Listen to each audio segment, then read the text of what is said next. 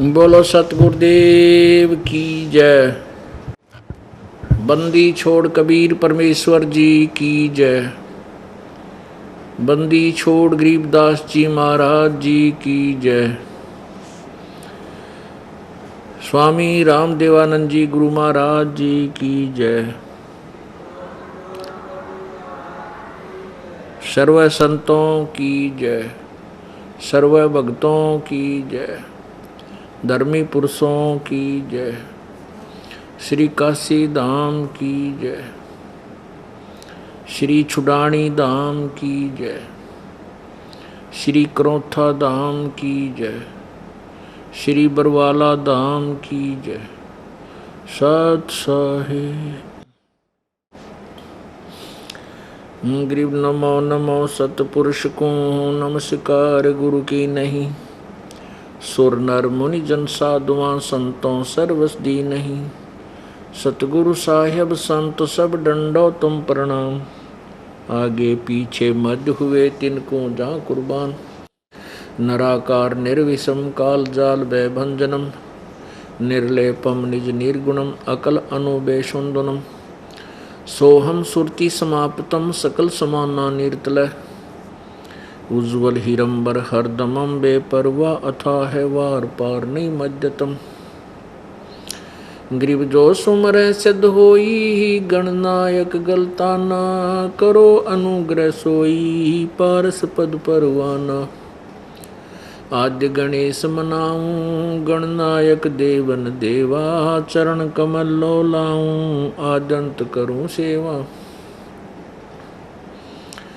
परम शक्ति संगीतम रिद्धि सिद्धि दाता सोई। अवगत गुण अतीतम सतपुरुष निर्मोही। जगदम्बा जगदीशम मंगल रूप मुरारी। तन मन अर्पों शीसम भक्ति मुक्ति भंडारी। सुर नर मुनि जन ध्यावे ब्रह्मा विष्णु महेशा। शेष शेष मुख गावे पूजे आदि गणेशा। इंद्र कुबेर सरीखा वरुण धर्म राय ध्यावे। समर्थ जीवन जी का मन इच्छा फल पावे। 33 कोटि आधारा ध्यावे शेष 88। उतरे भव जल पारा कट है यम की फांसी। 33 कोटि आधारा ध्यावे शेष 88। उतरे भव जल पारा कट है यम की फांसी। सत साहिब कर जोरों विनती करूं धरूं चरण पर शीश। गुरु जी राम देवानंद जी महाराज ने दियो नाम बख्शीश। कोटि कोटि सिजदा करूं कोटि कोटि प्रणाम। चरण कमल में राखियो मैं बांधी जाम गुलाम। अब गुण किए तो बहुत किए करत न मानी आरे। बावे बंदा बख्श दियो बावे गर्दन उतार। कुत्ता तेरे दरबार का मोतिया मेरा नाम। गले प्रेम की जेवड़ी जाखें चो वहाँ जाऊं। तो करो तो बावड़ूं दूर दूर करो तो जाऊं।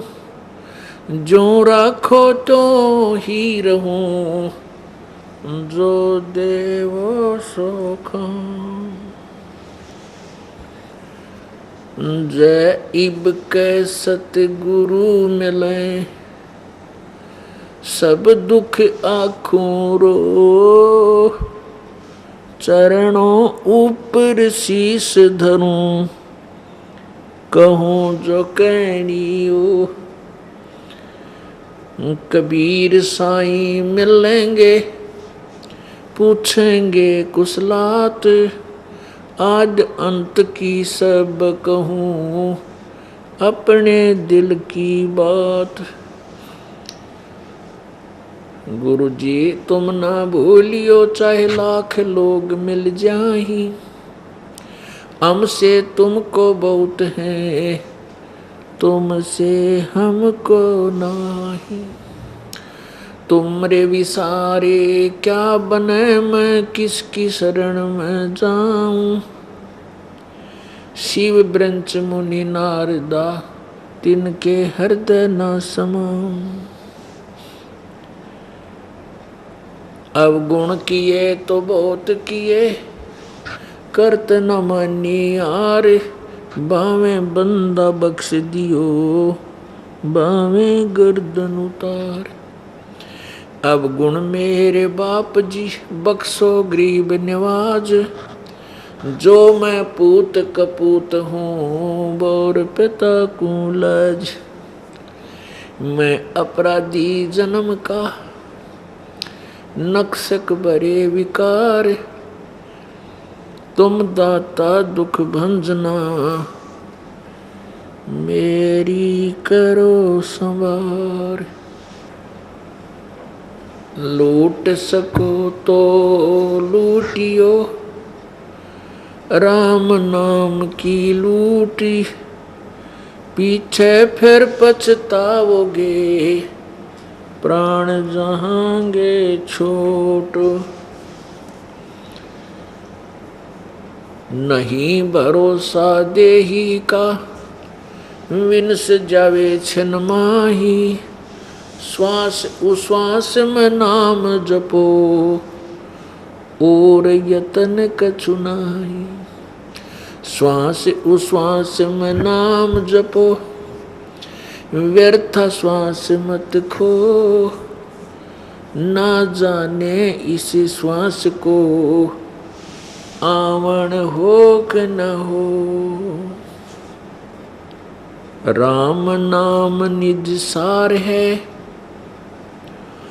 राम नाम निज मूल, राम नाम सौदा करो राम नाम ना भूल।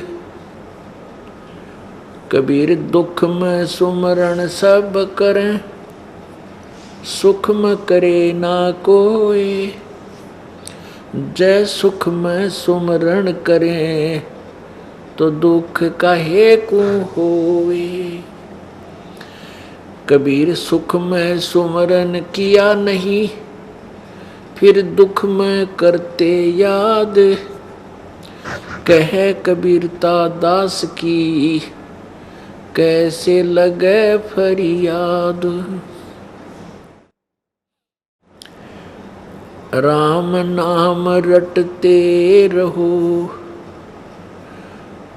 जब तक घट में प्राण, कब हो तो दीन दयाल के बनक पड़ेगी कान।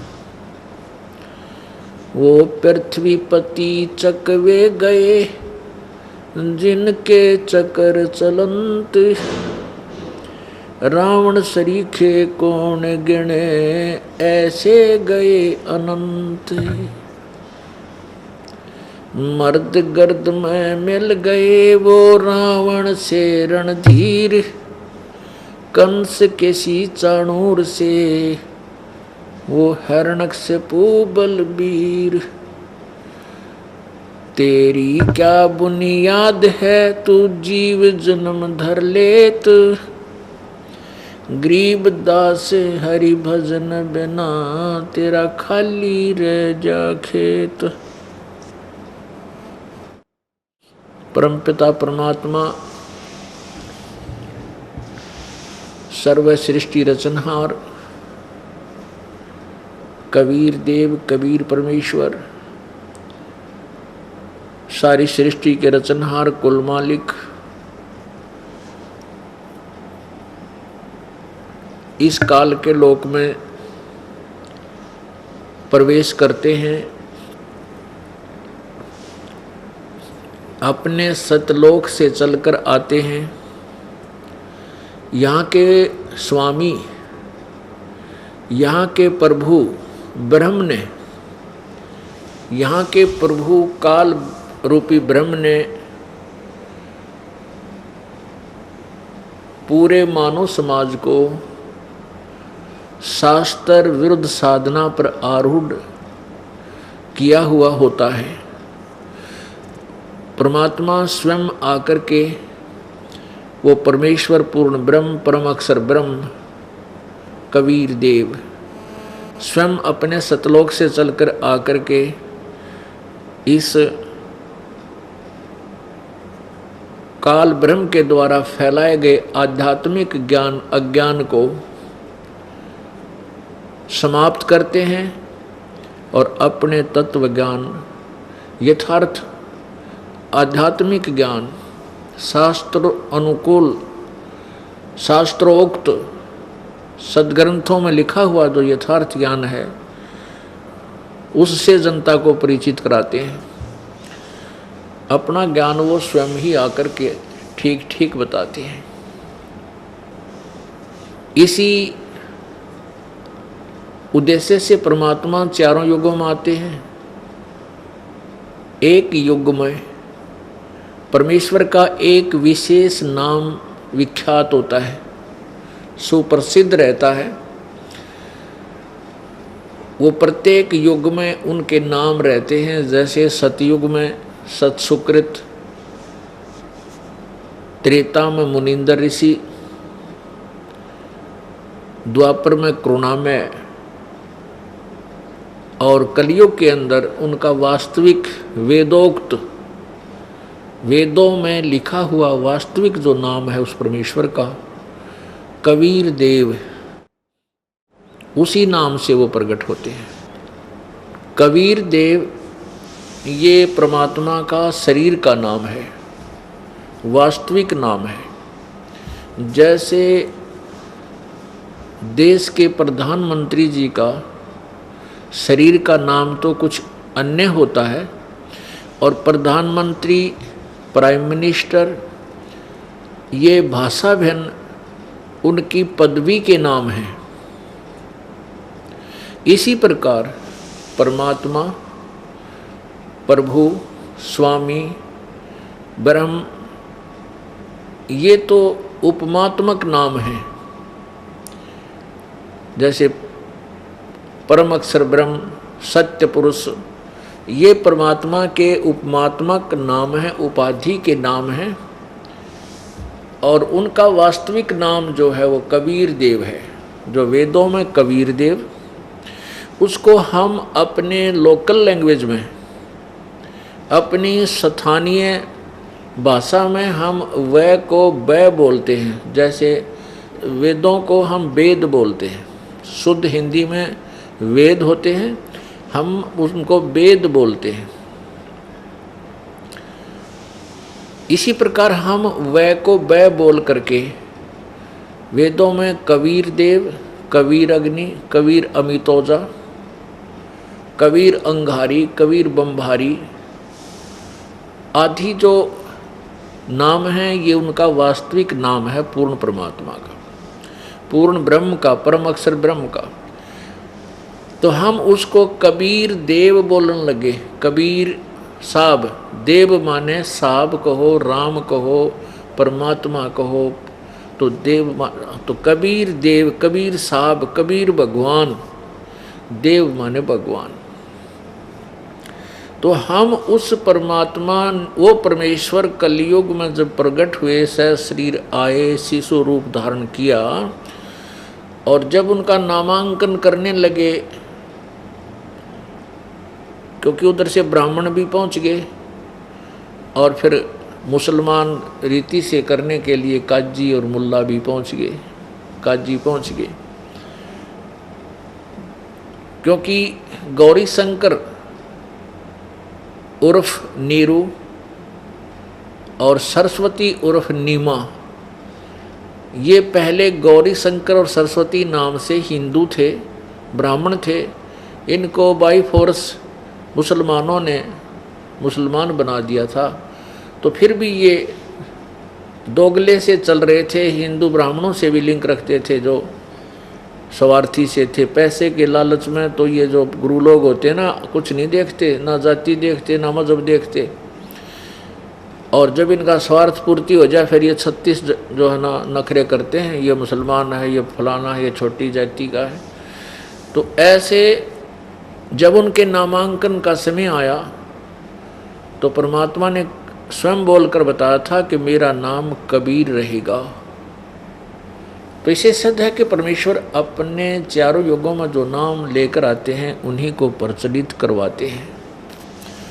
जबकि मुल्ला लोग इसको नहीं रखना चाहते थे, काजी लोग नहीं रखना चाहते थे कबीर नाम, क्योंकि अरबी भाषा में कबीर का अर्थ बड़ा होता है।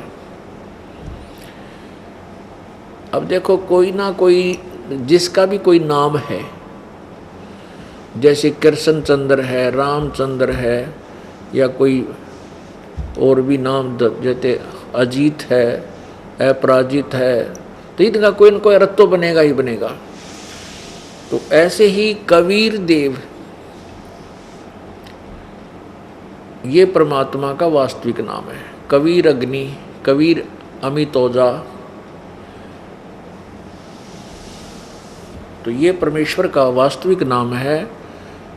अग्नि माने भी परमेश्वर, कबीर अग्नि, कबीर मितोजा में अमितोजा, जिसकी शक्ति का कोई वार पार ना हो, अमित तोजा, तो वो कबीर है। तो पुण्यात्मा परमेश्वर चारों युगों में आते हैं और अपने सत्य ज्ञान को प्रचार करते हैं। वो हमें आकर के याद दिलाते हैं कि जहाँ तुम रहते हो ये तुम्हारा ठीक ठिकाना नहीं है, ये तुम्हारा यथार्थ स्थान नहीं है। यहाँ तो सब चला चली हो रही है, जैसे आपका ना जाने कब यहाँ से मृत्यु का समय आ जाए। यहाँ से आपकी मृत्यु होगी, कहाँ जाओगे? जो कुछ पुण्य किए हैं उनके आधार से स्वर्ग लोक में जाओगे। जब आपके पुण्य समाप्त हो जाएंगे तो फिर आप कहाँ जाओगे? नरक में जाओगे। नरक में आपके पाप कर्मों का दंड भुगतने के बाद कहाँ होगे? वहाँ से भी कहेंगे चलो अब तेरे यहाँ रहने का समय पूरा हो गया, फिर यहाँ पृथ्वी लोक पर आएंगे। फिर यहाँ कोई अन्य जोनी प्राप्त हो जाएगी, कुत्ता बन गया, कुतिया बन गई, गधे बने, गधी बनी, उनका समय पूरा होता, फिर चलो दूसरे शरीर में, फिर वहाँ पूरा हुआ, फिर चलो तीसरे शरीर में। कहते हैं यहाँ तुम्हारा ये कहीं ठिकाना नहीं है। अब इसलिए हम जैसे कोई अच्छी भक्ति ब्रह्म तक की साधना हमने की वेदों अनुसार, तो हम कहाँ पहुँचे? ब्रह्मलोक में पहुँच जाते हैं। गीता जी अध्याय नंबर 8 के श्लोक 16 में कहा है कि ब्रह्मलोक पर्यंत ये सभी पुनरावर्ती में है। वहाँ गए हुए प्राणी भी, ब्रह्मलोक में गए हुए साधक भी, वो जीव भी फिर वापस जन्म मृत्यु में आते हैं। अब परमात्मा कबीर परमेश्वर जी अपने उस तत्व ज्ञान में बताते हैं, आगे गए ना बावड़े रहते भी सब जाही, बिन साहेब की बंदगी कहीं ठोर ठिकाना नाही। पहले चले गए जो हमारे दादे परदादे, वो वापस नहीं आए। हमारे घर में उसी शकल में फिर नहीं आ पाए, और जो शेष बचे ये सभी यहाँ से चले जाएंगे। और यहाँ से जाने के बाद फिर कोई दूसरी योनि, फिर वहाँ से चलेंगे, फिर तीसरी योनि, फिर वहाँ से चलेंगे, फिर और कहीं, फिर स्वर्ग में, फिर नरक में। बिन परमेश्वर की भक्ति कहीं ठोर ठिकाना नहीं। यदि हम उस पूर्ण परमात्मा परम अक्षर ब्रह्म की साधना शास्त्र विधि अनुसार परम संत से लेकर करेंगे तो फिर हम सत्यलोक चले जाएंगे। पवित्र श्रीमद् भगवत गीता जी अध्याय नंबर 15 के श्लोक नंबर 4 में कहा है कि 3 और 4 का आशय है। वैसे तो गीता जी अध्याय नंबर 15 के श्लोक 1 से लेकर 4 तक ये इसमें कंटिन्यूस लगातार ज्ञान है। गीता जी अध्याय नंबर 15 के श्लोक 1 में कहा है कि ऊपर को पूर्ण परमात्मा रूपी जड़ वाला और नीचे को तीनों गुण रूपी शाखा वाला। ये उल्टा लटका हुआ संसार रूपी वृक्ष है।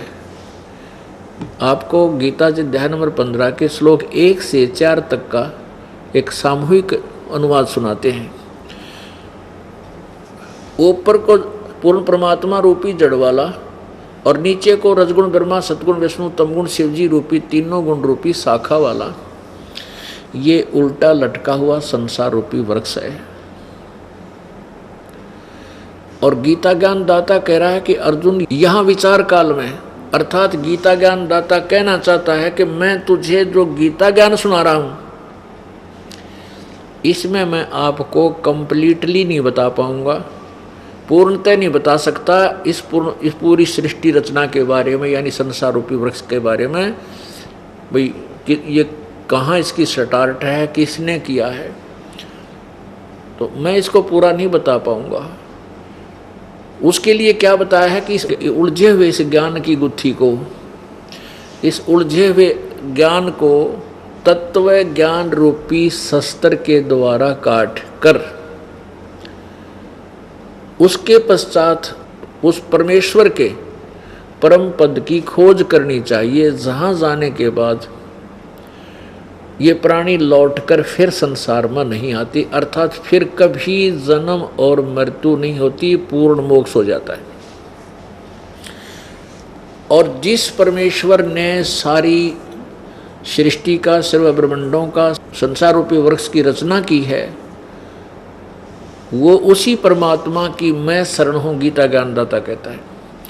अब गीता ज्ञान दाता ने 15वें अध्याय गीता जी के श्लोक नंबर 1 में ये भी डिफाइन कर दिया है कि वो तत्वदर्शी संत की पहचान क्या है।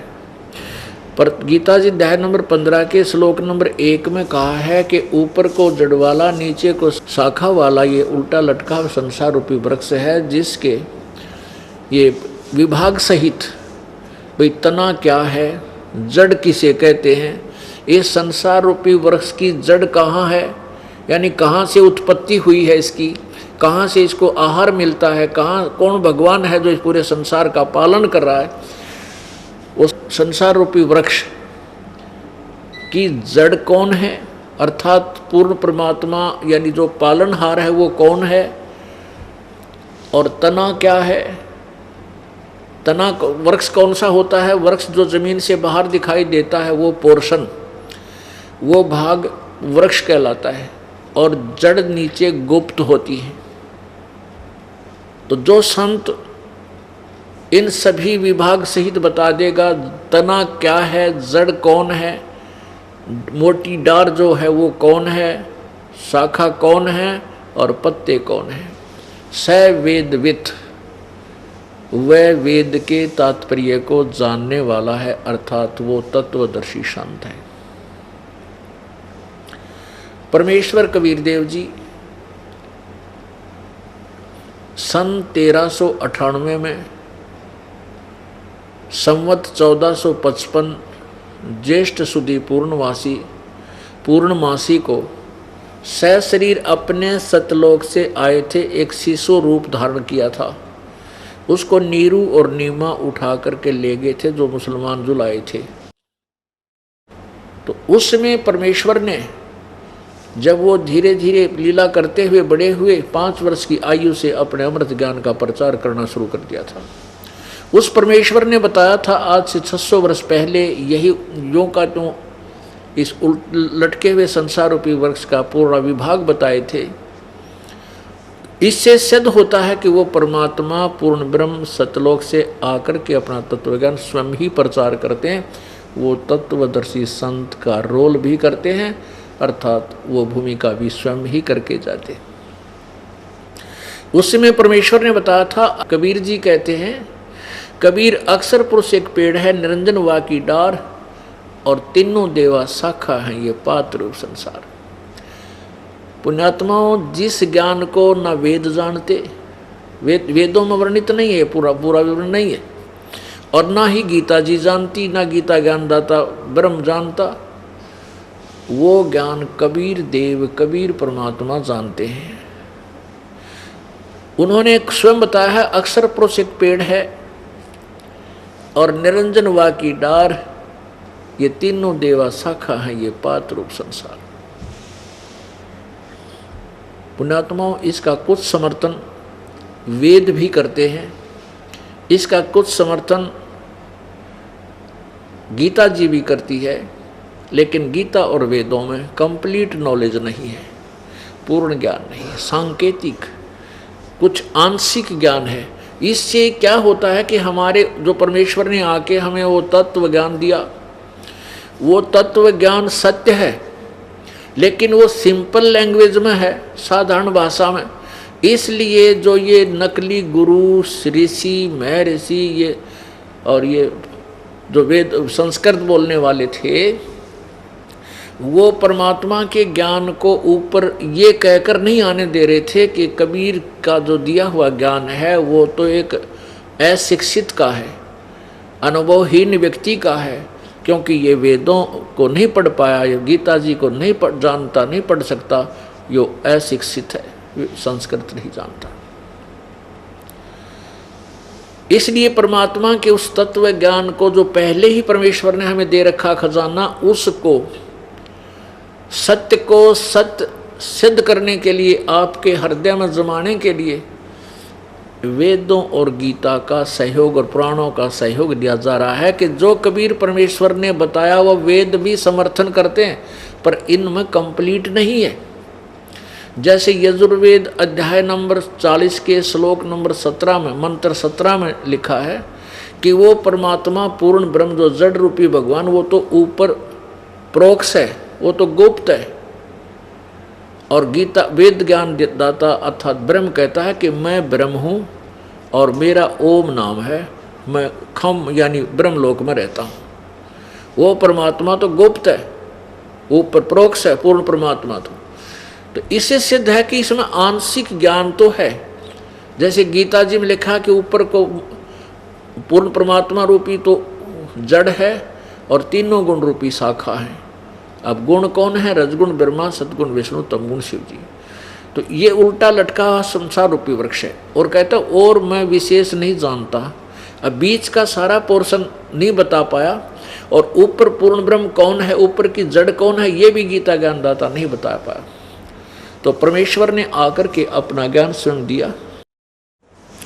परमेश्वर ने बताया हम ही अलख हला हैं कुतुब गोस और पीर, गरीब दा खालिक दनी हमरा नाम कबीर। फिर परमेश्वर ने कहा कि सुन रामानंद राम हम मैं बावन नरसिंह। और फिर परमात्मा ने बताया है कि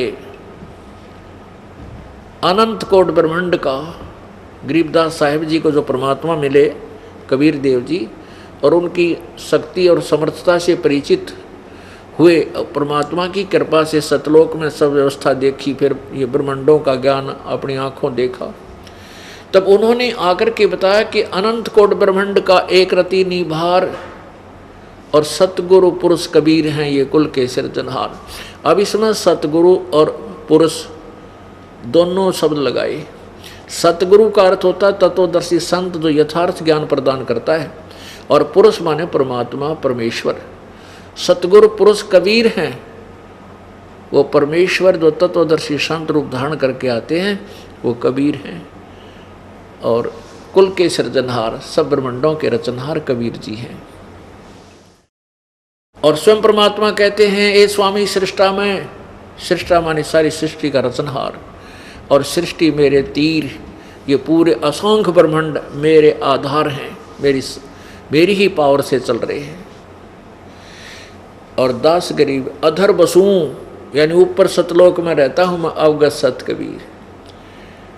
ऊपर मैं ही रहता हूँ सतलोक में जो वेद और गीता ज्ञान देते हैं। यजुर्वेद अध्याय नंबर 40 के श्लोक 17 में जो लिखा है कि वो परमात्मा पूर्ण ब्रह्म तो ऊपर प्रोक्ष है, वो तो गुप्त है, तो वो कहते हैं वो ऊपर परमात्मा मैं ही हूँ। इस प्रकार परमेश्वर ने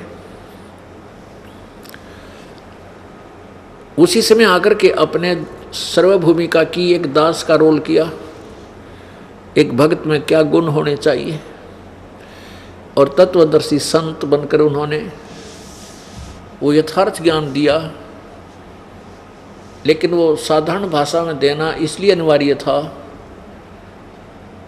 कि आने वाले समय में मेरी प्यारी आत्मा जब ये शिक्षित होंगे तो मेरे इस ज्ञान को आसानी से समझ लेंगे।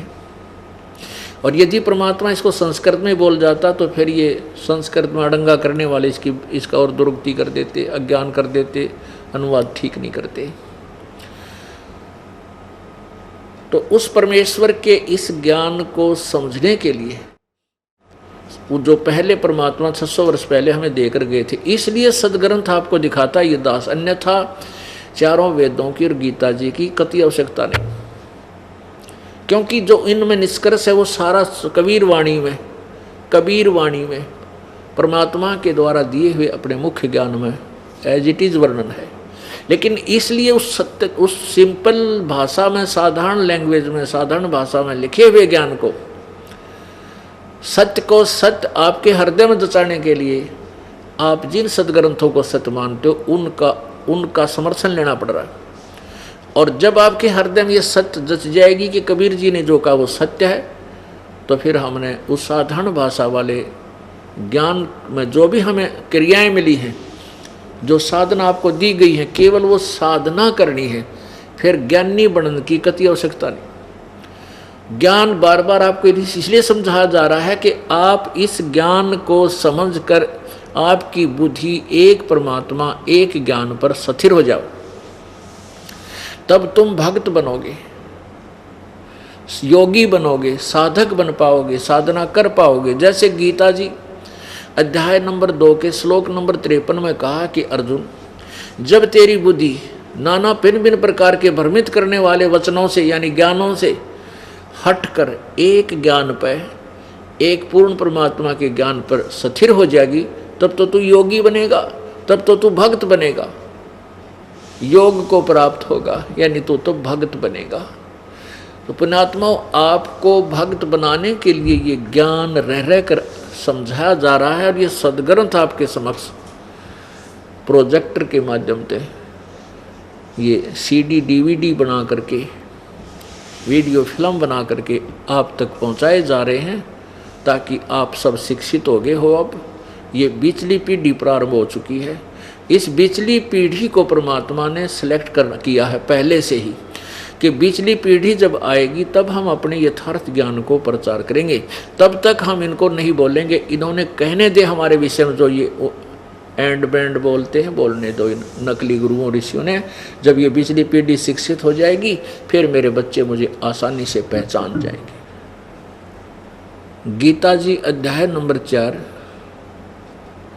श्लोक नंबर 34 में गीता ज्ञान दाता ने कहा है कि जो 32 और 34 में कहा कि जो वो परमात्मा ने, पूर्ण ब्रह्म ने, सच्चिदानंद घन ब्रह्म ने, परमात्मा ने यानी परम अक्षर ब्रह्म के ने जो स्वयं आकर के अपने मुखारविंद से, अपने मुख कमल से जो ज्ञान बोला है, वह उनकी वाणी, उस परमेश्वर की वाणी में सब प्रकार की साधनाएं करने वाली और ना करने वाली जो गलत हैं उनको रिजेक्ट किया है कि जो ऐसा करते हैं वो गलत है, बेदा है, व्यर्थ है। जो ऐसी साधना करते हैं वह भी व्यर्थ है। कोई देवताओं की पूजा करते हैं, कोई प्राणायाम पर आश्रित हैं, कोई केवल एक अहिंसा के तीव्र व्रत करते हैं, जैसे मुंह पर पट्टी बांध ली, नंगे पैरों घूमते हैं, केवल इसी से मोक्ष मानते हैं। तो उस प्रकार के सभी प्रकार के ज्ञान उस परमेश्वर के सच्चिदानंद घन की वाणी में, कबीर वाणी में लिखे हुए हैं। और उस ज्ञान को तू तत्वदर्शी संतों के पास जाकर समझ, उनको विनम्र भाव से प्रणाम कर, विनम्र भाव से प्रसन्न कर, दंडवत प्रणाम कर, फिर वह तत्वदर्शी संत आपको उस परमेश्वर के बारे में यथार्थ ज्ञान बताएंगे। फिर वैसे कर जैसे वो बताएंगे। पुण्यात्माओं, परमेश्वर ने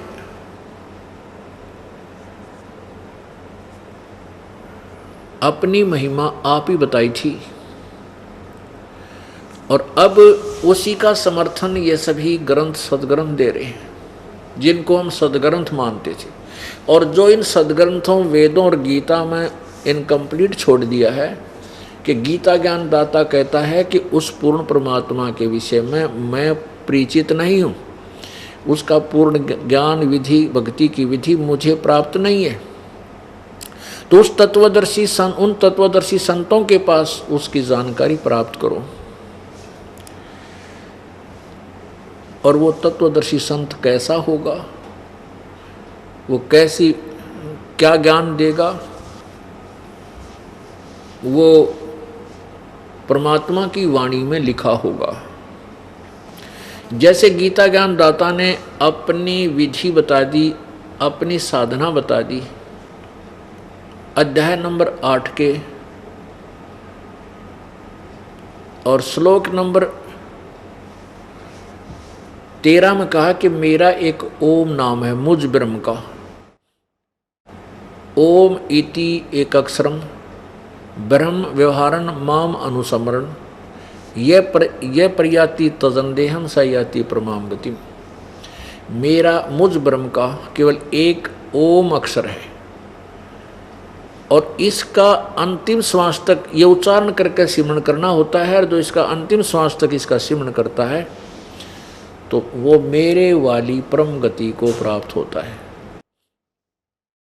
अपनी परम गति को, अपनी गति को गीता जी अध्याय नंबर 7 के श्लोक नंबर 18 में स्वयं ही अनुत्तम लिखा है कि ये सभी ज्ञानी आत्मा हैं तो उदार, क्योंकि ये परमात्मा पाने के लिए समर्पण हैं, अपने जीवन की भी परवाह नहीं करते हैं।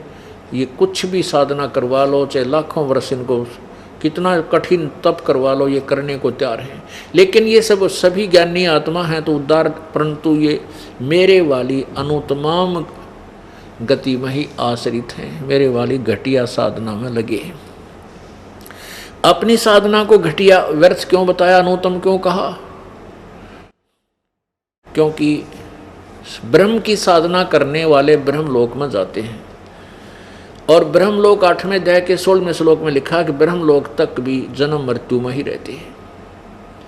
इसलिए गीता जी अध्याय नंबर 18 के श्लोक नंबर 62 में कहा कि अर्जुन तू सर्वभाव से उस परमात्मा की शरण में जा, उसकी कृपा से तू परम शांति और शाश्वत स्थान यानी सत्यलोक सदा रहने वाले स्थान पर को प्राप्त होगा।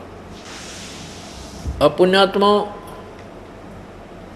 गीता जी अध्याय नंबर 8 के 5 और 7 श्लोक में कहता है कि मेरी साधना कर और युद्ध भी कर तो मुझे ही प्राप्त होगा। फिर गीता जी अध्याय नंबर 8 के श्लोक नंबर 8, 9, 10 में किसी और पूर्ण परमात्मा परम अक्षर ब्रह्म के विषय में जानकारी बताई है कि उसकी साधना जो करते हैं उस दिव्य पुरुष परमेश्वर की, वो मंत्र वो तत्वदर्शी संत बताएंगे, तो उनके साधना करने वाला उसको प्राप्त होता है और मेरी साधना करने वाला मुझे प्राप्त होता है। वो सच्चिदानंद घन ब्रह्म कौन है उसके विषय में गीता जी अध्याय नंबर 8 के मंत्र नंबर 1 में अर्जुन ने गीता ज्ञान दाता प्रभु से पूछा कि हे भगवान, हे पुरुषोत्तम, क्योंकि अर्जुन उसे पुरुषोत्तम मान रहा था गीता ज्ञान दाता को। तो उसने कहा कि हे भगवान, आपने जो 7वें अध्याय के गीता जी के 7वें अध्याय के 29वें मंत्र में जिस तत्ब्रह्म का जिक्र किया है कि उस तत्ब्रह्म को, उस परमात्मा को और सारी अखिल जो है ना अध्यात्म ज्ञान को और सभी कर्मों से जो परिचित हो जाता है, उनको जान करके फिर यहाँ के संसार की कोई इच्छा वो नहीं मान रखता। वो केवल जन्म और मरण, जरा और मरण, मृत्यु और बुढ़ापे से बचने की चेष्टा करता है।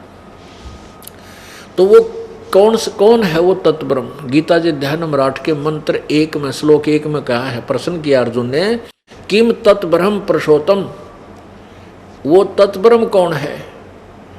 तो गीता ज्ञान दाता ने उसका उपाधि बताई है 3रे मंत्र में 8वें अध्याय के 3रे श्लोक में कि वो परम अक्षर ब्रह्म है। तो यहाँ गीता जी अध्याय नंबर 8 के श्लोक नंबर 5, 6, 7 में और 8, 9, 10 में इन दोनों भगवानों की गीता ज्ञान दाता की के विषय में और पूर्ण परमात्मा के विषय में बिल्कुल निर्णायक और भिन्न भिन्न ज्ञान दिया है। गीता ज्ञान दाता कहता है कि मेरी यदि साधना करनी है, 8वें अध्याय के 13वें श्लोक में, मेरा तो ओम मंत्र है। और फिर कहता है इसका आखिरी सांस तक सिमरण करना होता है, इसका जाप करें, मुझे प्राप्त होगा।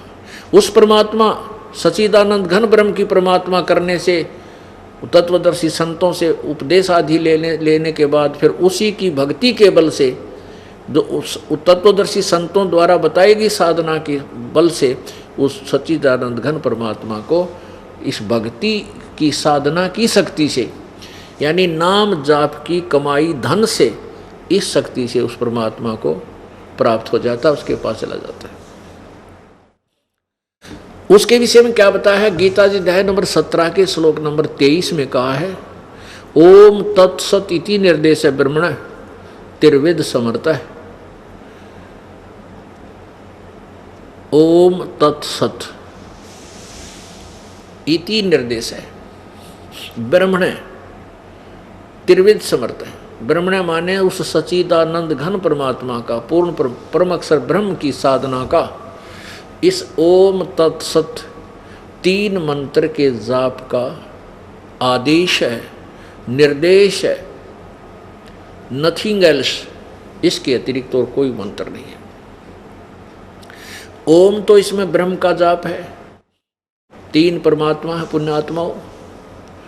अभी तक हम जितने भी ऋषि महर्षियों से मिले, संतों गुरुओं से मिले, उनको भक्ति का कै का भी ज्ञान नहीं था। आध्यात्मिक ज्ञान से वह कति अपरिचित थे, केवल संस्कृत जानते थे, हठ योग करके कुछ सिद्धियां प्राप्त कर लेते थे, जिससे वह प्रभु पाक रहे थे। उनके पास कख भी नहीं था।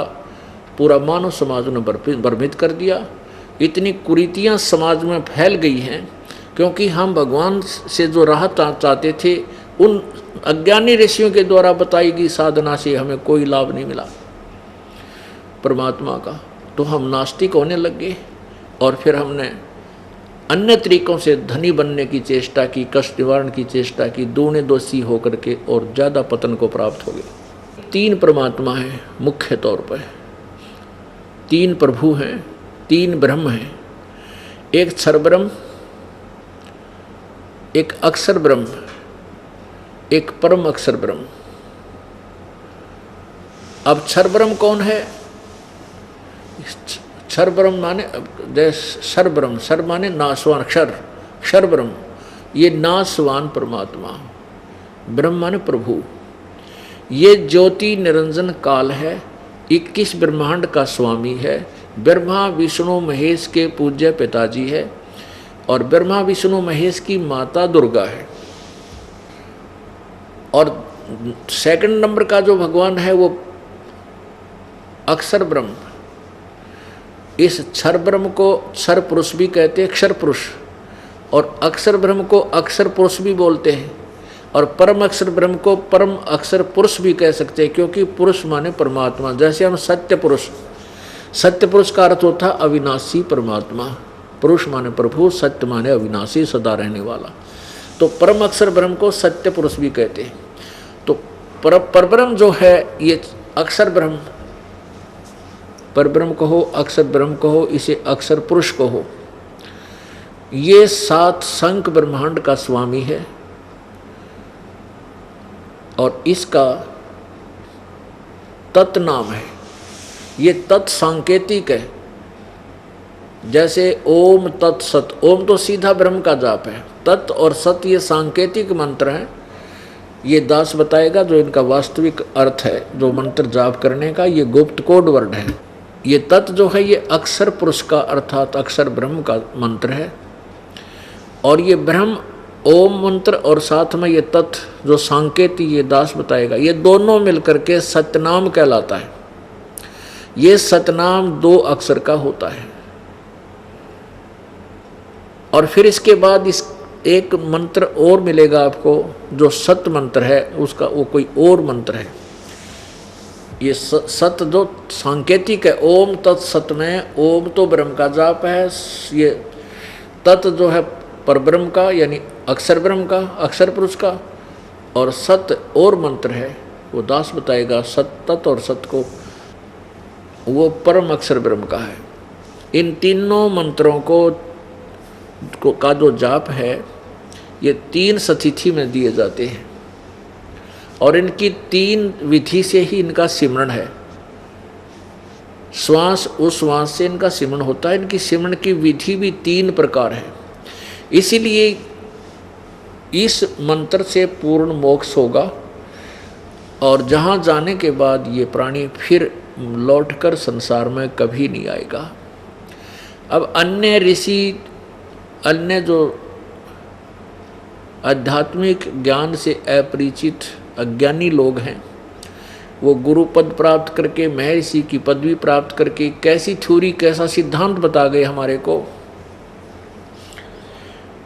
जैसे राधा स्वामी पंथ, धन धन सतगुरु पंथ, ये जय गुरुदेव वाला पंथ, ये एक ही कुएं का पानी है।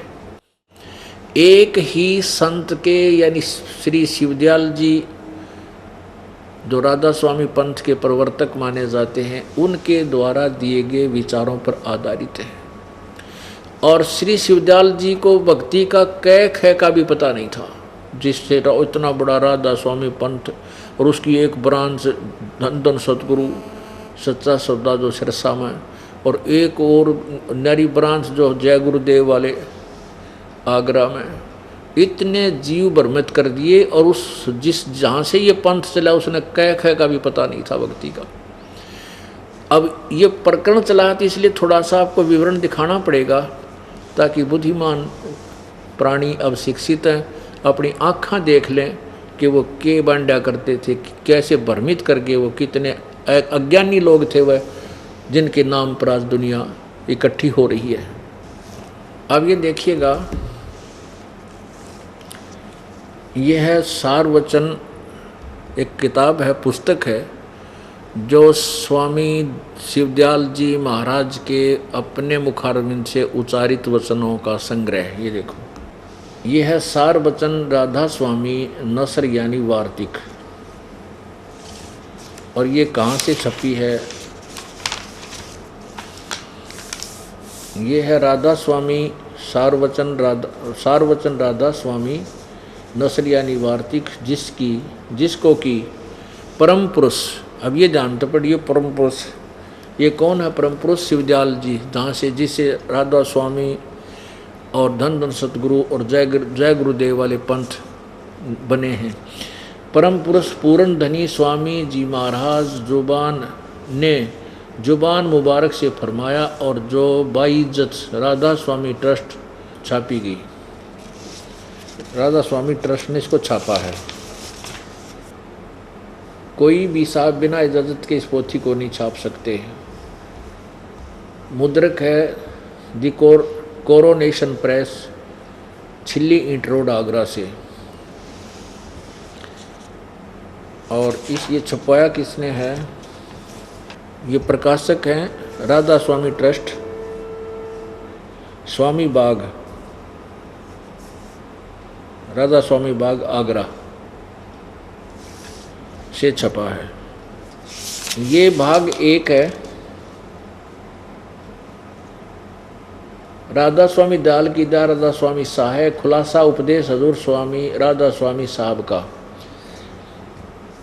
ये उन्होंने अपनी स्वामी शिवदयाल जी ने बोला है। ये देखिएगा, वचन 1 और वचन 2। वचन 1 में नीचे लिखा कि सिर्फ काम इतना है कि इंसान यानी मनुष्य अपनी सूरत यानी रूह को अपने खजाने और निकास यानी मुकाम सतनाम और राधा स्वामी में पहुँचे। और पुण्यात्मा देखो, यहाँ तो इन्होंने राधा सतनाम और राधा स्वामी को स्थान बताया। मुकाम माने स्थान। ये देखिएगा, यहाँ तो स्थान बता रहे हैं, सतनाम और राधा स्वामी को पहुँचे। यानी सिर्फ काम इतना है कि इंसान यानी मनुष्य अपनी सूरत यानी रूह को उसके खजाने और निकास यानी मुकाम सतनाम और राधा स्वामी में पहुँचावे। मुकाम माने स्थान, सतनाम और राधा स्वामी में सूरत पहुँचा दे। आगे देखो 3 नंबर में क्या लिखा है। ये प्रश्न नंबर 2 के ऊपर है, सारवचन राधा स्वामी वार्तिक पे, भाग 1। अब 3 पृष्ठ पर देखना, और वचन नंबर वो 2 था, 3 में क्या लिखा कि जितने आचार्य यानी आचार्य गुरु और महात्मा और अवतार और पैगंबर हर एक मजहब में हुए, वे सब अपने अभ्यास के जोर से अंतर में तरफ मुकाम असली के चले, पर सब के सब धुर स्थान तक नहीं पहुँचे। सो बहुत से तो मंजिल पहली पर और कोई दूसरी मंजिल पर, और कोई बिरले साध और प्रेमी मंजिल तीसरी तक पहुँचे। सिर्फ संत मंजिल 5वीं, देखिए अज्ञानियों का के बकवाद गढ़ रखिए, मंजिल 5वीं यानी सतनाम पर, और कोई बिरले मंजिल 8वीं यानी राधा स्वामी तक पहुँचे। अरे तेरा गजब हो, देखिए मंजिल माने स्थान, 5वीं मंजिल यानी सतनाम को ये स्थान बतावा है अनाड़ी, और फिर मंजिल 8वीं राधा स्वामी तक पहुँचे। ये परमात्मा। अच्छा आगे देखो, ये तो 3 नंबर वचन सुना आपने। अब 4 नंबर देखो, प्रश्न नंबर 5 पे ये 4 नंबर यहाँ तो तोड़ा पाट दिया इन्होंने। अब समझना चाहिए राधा स्वामी सबसे ऊंचा मुकाम है, और यही नाम कुल मालिक और सच्चे साहब और सच्चे खुदा का है। और इस मुकाम से, अब देखो यहाँ भी ना, राधा स्वामी सबसे ऊंचा मुकाम है, मुकाम माने स्थान है। इन प्रेडा ने न्योना बेरा राधा स्वामी के सांग था, जो आदमी था कि कोई गमचक्कर था, या कोई स्थान था, नाम था, कोई भगत था। ये खुद बोल रहा है, जो शिवदयाल जी के विषय में लिख रहे हैं उन्होंने बोला है ये सारा कुछ वचन। अब समझना चाहिए राधा स्वामी सबसे ऊंचा मुकाम यानी स्थान है, और यही नाम कुल मालिक और सच्चे साहब और सच्चे खुदा का है। अरे थारा गजब हो। अब कोई का प्रधानमंत्री, दिल्ली प्रधानमंत्री भी है, प्रधानमंत्री का नाम भी दिल्ली है, तो कितना बड़ी बूझ होगा ये आप समझ सकते हो। यही नाम, अब यहाँ मुकाम बता रहा है, स्थान है, और यही नाम कुल मालिक और सच्चे साहब और सच्चे खुदा का है। और इस मुकाम अर्थात इस राधा स्वामी स्थान तय से 2 स्थान नीचे सतनाम का मुकाम है। अरे नाला को सतनाम, वहाँ सतनाम खुद कह रहे सतनाम स्थान है, इब्नों के सतनाम का मुकाम है, स्थान का स्थान है।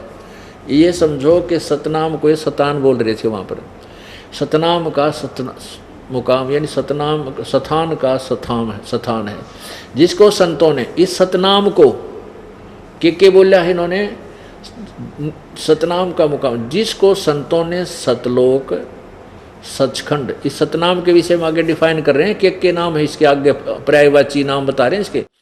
सतलोक, सतनाम को सतलोक भी कहते हैं, सचखंड, सार शब्द, सतशब्द, सतनाम, सतपुरुष करके बयान किया है। थारा शर करया है। अरे थारा गजब हो।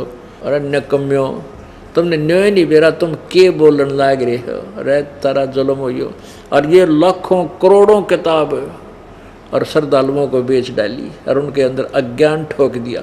इतने दिन हो गए इन श्रद्धालुओं ने इन महापुरुषों के पीछे लग गया, नहीं यो डंगा ना पड़ा, इसे समझना यो के लिख गए थारी लिए, ये क्या बताना चाहते थे तुम्हारे को, ये क्या ज्ञान देंगे, क्या इनकी विधि होगी भक्ति की, जब इनका ज्ञान नहीं इतना बकवाद भरा है। कितना सर नहीं, कितना पैर नहीं। अब कहीं तो कहते हैं सतनाम स्थान है, मुकाम है, राधा स्वामी स्थान है, ये सच्चे खुदा का नाम है। और फिर कहते हैं ये सतनाम सचखंड, उस राधा स्वामी 8वीं मंजिल है, और उससे 2 स्थान छोड़कर फिर यह सतनाम वाली सतनाम बता दिए स्थान है।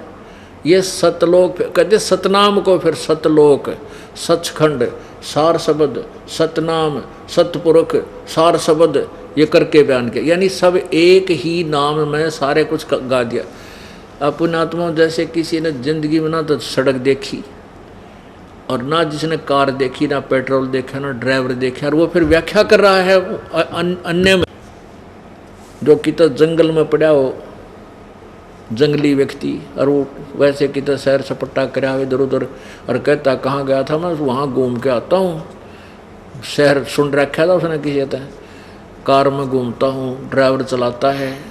तो किसी कोई पूछा भी वो ड्राइवर कैसा है, वो कार कैसी है, पेट्रोल कैसा होता है, जिस सड़कों पर चलती है गाड़ी वो कैसा होता है, तो बताने लगता है कि ड्राइवर भी कार ही है, सड़क भी कार को ही बोलते हैं, पेट्रोल भी कार ही है, और शहर भी कार ही है। तो उस गधे ने कदे सपने में बिना देख रखी हुआ चीज़ जो इसी डेफिनेशन बता रहा है। तो यही दशा, ये है head of the department of Radha Swami. Radha Swami का सबसे मुखिया ये प्रवर्तक के ये विचार हैं। तो इन जय गुरुदेव वाला दौरा, इन धन धन सतगुरु दो आना दौरा के टट्टू होगा बता, ये दुनिया को गुमराह करें बैठे, उसी को ये प्रमुख मान कर आगे चल रहे हैं। अब जिस मुखिया को ज्ञान नहीं, जैसे हम कबीरपंथी हैं और हमारे कबीर परमात्मा ने जो ज्ञान दिया हम उसका अनुसरण कर रहे हैं, हम उनके अनुयायी हैं। यदि हमारे कबीर साहब का ज्ञान ही गलत होता तो हम किसे अनुयायी थे, किसे कैसे वो थे। अब उस परमेश्वर का ज्ञान एथेंटिक है, सब वेद और गीता उसका समर्थन कर रहे हैं, इसलिए हमारा जो मार्ग है वो सत्य है। और ये जो राधा स्वामी, धन धन सतगुरु, और ये जितने एक और कृपाल जी एक और बना रखा था, ठाकुर जी महाराज भी नरी दुनिया ने बर्बाद करके मर गया, 93 होगा। तो वैसे मेरा वो बाईपास सर्जरी हुई उसकी, इतना बड़ा ऑपरेशन, 6 महीना पाछे फिर मृत्यु को प्राप्त हो गया। तो पुण्यात्माओं, ये भ्रमित कर दिए काल ने। ये अच्छी आत्माएं थी जो इनके हेड ऑफ द डिपार्टमेंट बने हैं, जैसे ये राधा स्वामी के जो मुखिया थे शिवदयाल जी, ये पिछले जन्म की पुण्य कमाई थी इनकी। जब तक वो कमाई चली तो कुछ एक को लाभ भी हुआ उनकी वजन शक्ति से, फिर वह बैटरी डिस्चार्ज होगी, फ्यूज हो गए, फिर भूत बनाई। और कौन? ये शिवदयाल जी भूत बने, प्रेत बने, मोक्ष तब बहुत दूर की बात है।